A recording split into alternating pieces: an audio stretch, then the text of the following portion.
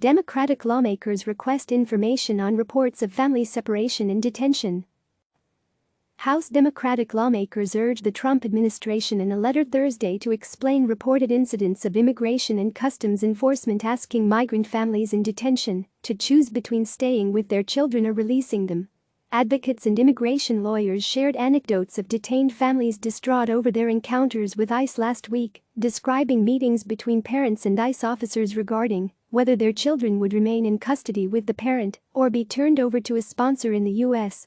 What's certain and consistent is that these choices were presented to our clients and that our clients walked away truly feeling that they were asked to say goodbye to their children, said Shay Fluharty, director of Proyecto Dilley, an organization that provides legal services for families in detention. Families detained in all 3 ICE detention facilities, Berks in Pennsylvania, South Texas, Dilley, and Karnes County Family Residential Centers in Texas, shared similar stories. Children at the facilities range from 1-year-old to 17 years old, according to lawyers and advocates who provide legal assistance. The administration must stop using this public health crisis as a means for implementing unlawful and inhumane immigration policies.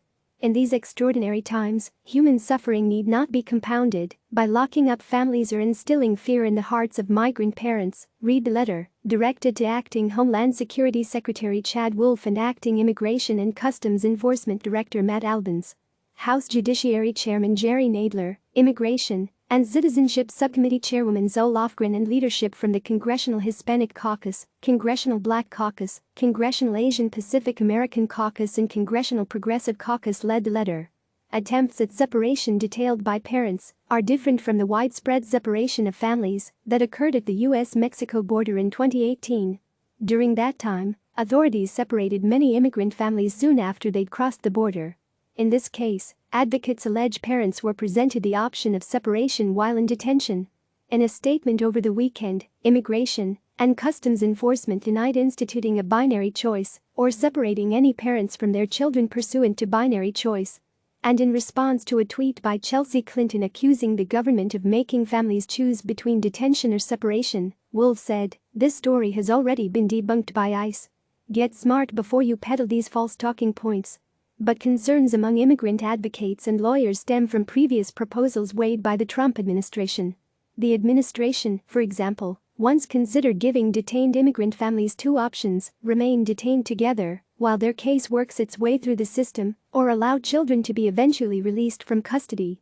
House Democrats raised alarm over last week's incidents, calling on the Department of Homeland Security to immediately provide a detailed legal explanation for this new policy and cease implementation until such explanation is provided to families in detention, counsel, and to Congress.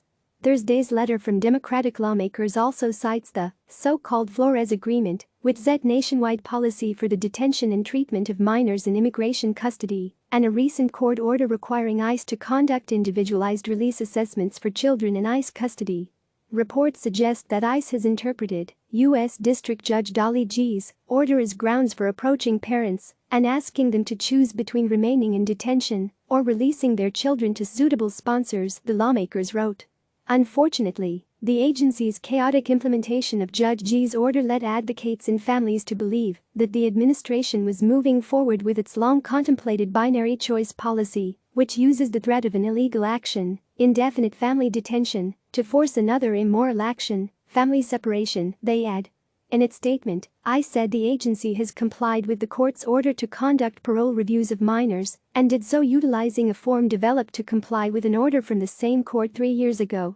Lawmakers gave the administration until May 28 to respond to their questions and provide clarity on the situation.